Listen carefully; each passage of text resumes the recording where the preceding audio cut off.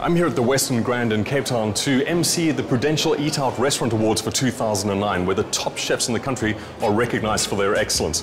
But what I want to find out is what it takes for them to get to this point.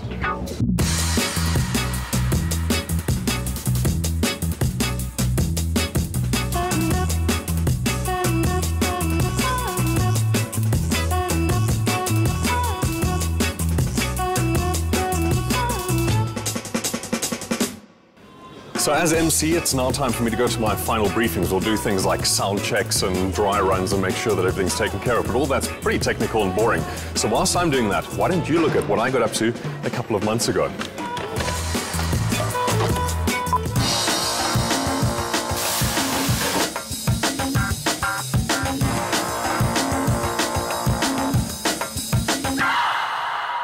A national network of reviewers have compiled quite an extensive list of restaurants, which has been reduced to 20 of the top. Today, those judges are tasked with reducing that 20 to the top 10, including the top restaurant in the country and the coveted top chef title. Let's go and see how they're doing. I just was so disappointed in the content. There was too much fusion and none of it worked. But he was in the same size portion. Yeah, exactly. Unobtrusive. No, it was unobtrusive. I really think it was good. It's looking pretty intense in there, so I think I'm going to leave them to it and catch up with them when they take a break.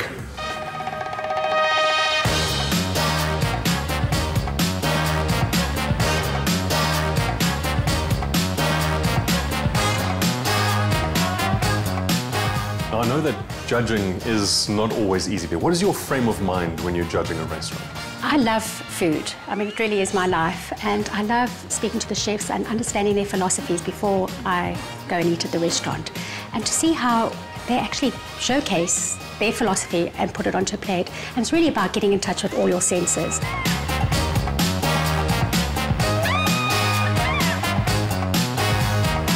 I think it's widely recognized that chefs and top restaurateurs agree that food is the starting point, but how do you go about judging the rest of the experience?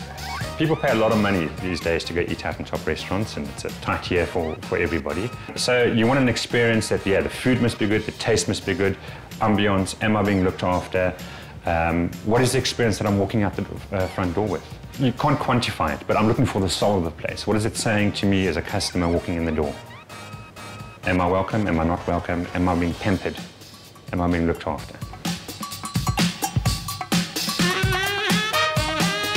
Now, what degree of influence do you think the patrons have on the way a chef runs his restaurant and the kind of food that he produces?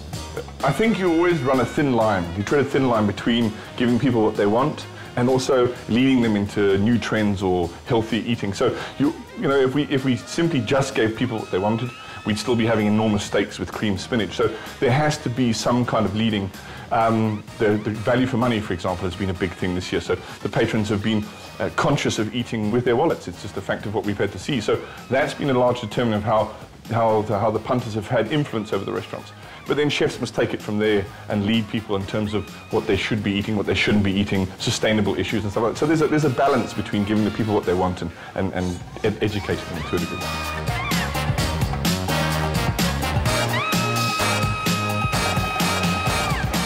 Now, in judging this year, did you recognize any trends that are influencing the chefs? I think obviously trends are fabulous things to follow, but a lot of our chefs are trendsetters. Our chefs are taking inspiration, they are reading, they're traveling, they're seeing what other chefs internationally are doing, and they're taking that back home here, and they're really making it their own.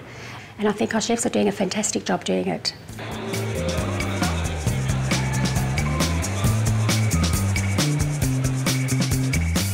Showtime.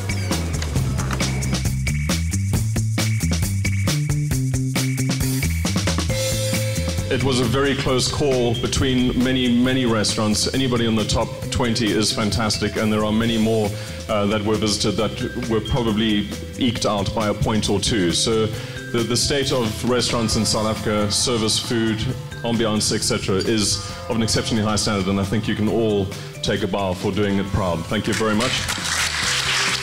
Over to you, Abigail. Thank you, Mark. Encompasses all of the elements that make for a show-stopping affair, making a hugely memorable experience for the diner. the 2009 Prudential Eat Out Restaurant of the Year is La Colombe.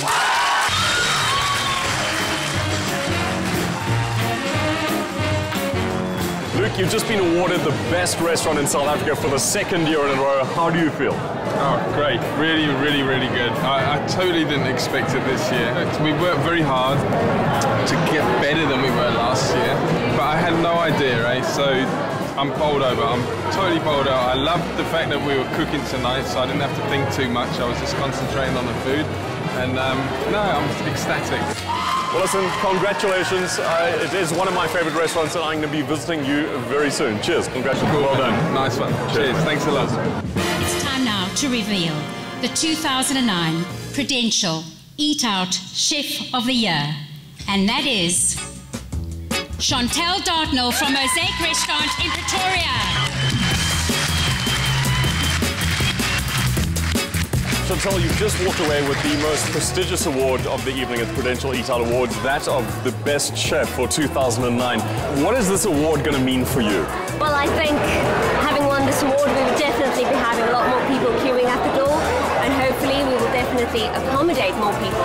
But I think my team and myself has worked very hard in creating something new and spectacular, especially in the last year. And to see it pay off is just the most rewarding experience of a lifetime. Well, the awards evening has drawn to a close and it exceeded all of my expectations. The magazine is on shelves now, featuring 1,001 of South Africa's top restaurants. I'm going to spend the next year trying to work through as many of them as possible. But right now, I'm off to the after party.